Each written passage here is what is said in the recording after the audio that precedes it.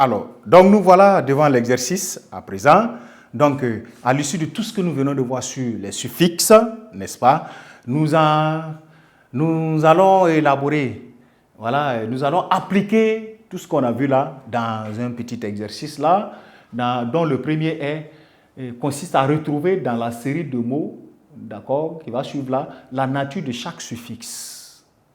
La nature de chaque suffixe dans la série de mots, fadas, indétachable, chimiste, porteur, correctement, parricide et budgétivore. Il va s'agir de trouver dans chaque mot, la nature de, voilà, de son suffixe, n'est-ce pas? Et comment est-ce que nous allons faire cela? Je vais mettre correction, n'est-ce pas? Alors, intelligemment, nous allons procéder par numéroter les mots. Ça va nous permettre de traiter l'exercice facilement. Nous allons mettre 1, 2, 3, 4, 5, 6 et 7. Voilà. Nous allons les numéroter ici et traiter l'exercice directement. On va mettre 1. Il s'agit de chercher quoi? La nature des suffixes. Donc, je vais mettre nature des suffixes.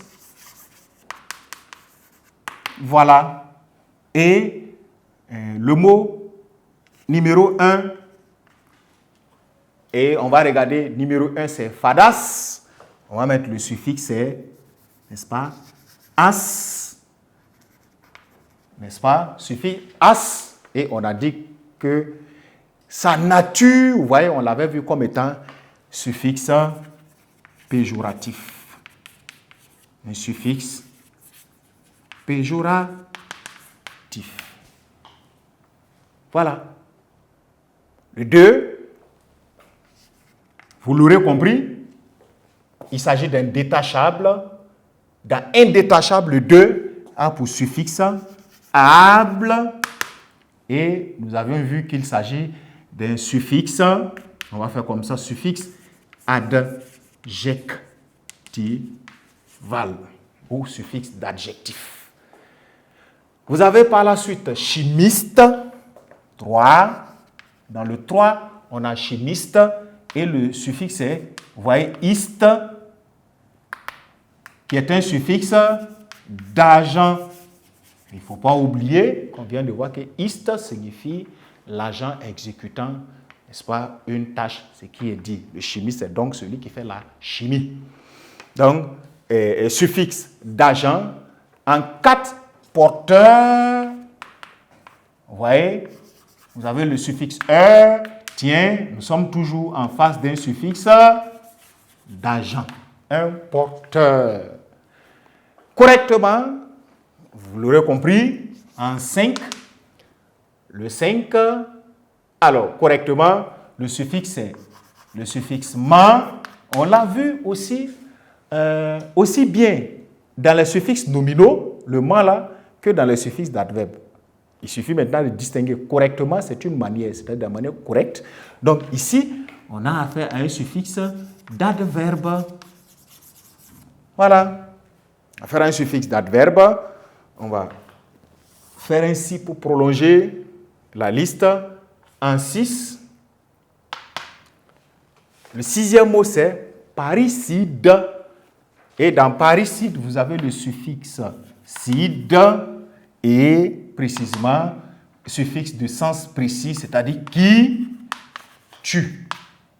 Voilà, préfixe de sens précis. Et le dernier mot, c'est 7. Dans budgétivore, vous avez le suffixe vor, qui est un suffixe aussi de sens précis, qui signifie qui consomme, qui mange, qui gaspille, n'est-ce pas? Voilà l'exercice 1. Nous venons de rendre compte de l'exercice 1 dans sa correction, à savoir de trouver exactement. Alors, on va faire ainsi.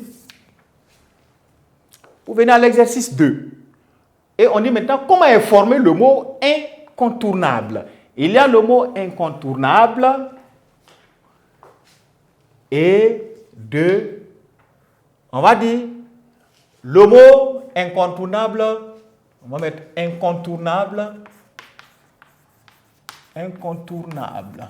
est formé, ici on va le décomposer. Vous voyez, de préfixe in, radical, contourne, suffixe able. Donc, on va avoir donc incontournable est formé de deux points. On va mettre ici, premier tiret, préfixe, n'est-ce pas, in, deuxième tiret, radical, contourne. Le radical est coupé de part et d'autre. OK? Parce qu'il y a un préfixe avant lui. Le trait d'union, le premier trait d'union montre la coupure d'une particule là-bas. Il y a un suffixe. Il a un suffixe. Le deuxième trait d'union montre la coupure aussi, la deuxième coupure en lui. Donc radical, contourne. Et enfin, suffixe, n'est-ce pas? On va dire able. Et on a répondu à cette question, comment est formé le mot incontournable? Le mot incontournable est formé du préfixe in, radical contourne, suffixe able. Vous voyez, par cet exercice, on remarque, sinon on voit en même temps les deux types d'affixes, c'est-à-dire les préfixes premièrement vus dans la séance précédente et les suffixes. Cette fois, alors, ça nous permet d'évoluer et on dit maintenant d'employer dans deux phrases explicatives. On n'a pas dit de trouver d'autres mots, on dit de l'employer le même mot dans deux phrases explicatives. On va trouver en disant alors, exemple 1, comme ces deux phrases, exemple 1, voilà, on va dire, alors, cette mesure est incontournable. Voilà. Cette mesure est incontournable. Quand on vous dit une phrase explicative de votre choix, etc. En réalité, c'est une question, on va prendre un thème comme ça, une question des séries de devoirs. La plupart du temps, comment est-ce qu'on vous interroge en vocabulaire dans les devoirs? C'est un exemple comme ça, d'accord? Ou, on va dire, en exemple 2, voilà, il s'est prononcé de façon incontournable. Voilà. Alors, on va pas mal couper. De façon on va dire contournable. Incontournable. Sur l'affaire. Voilà. Donc, vous avez là, en deux exemples de phrases, ce que, voilà, le mot incontournable que vous avez employé de votre manière. Chers amis, nous sommes à la fin de notre leçon sur le suffixe, n'est-ce pas? Et encore une fois de plus, c'est comme je le rappelais dans la séance précédente, il faut s'exercer beaucoup en vocabulaire quand on étudie, n'est-ce pas, la création de mots. La grande leçon comme ça, la dérivation, la composition, les différents sous-éléments, n'est-ce pas, de chacun. Il faut s'y exercer beaucoup avec toujours l'appui de documents spécialisés de vocabulaire, n'est-ce pas, ou un dictionnaire pour fouiller à chaque fois, pour vérifier est-ce que quand je dis que ce mot-là cette particule est un préfixe dans tel mot, est-ce que quand le dictionnaire nous renseigne, il nous dit qu'effectivement c'est un mot composé, parce que le dictionnaire va vous donner un mot et sa composition, s'il est composé d'un préfixe et d'un radical. Bien, voilà qui met fin à notre leçon et j'espère vous retrouver dans les séances à venir, n'est-ce pas, toujours dans le cadre certainement du vocabulaire où nous découvrirons, n'est-ce pas, de nouvelles leçons.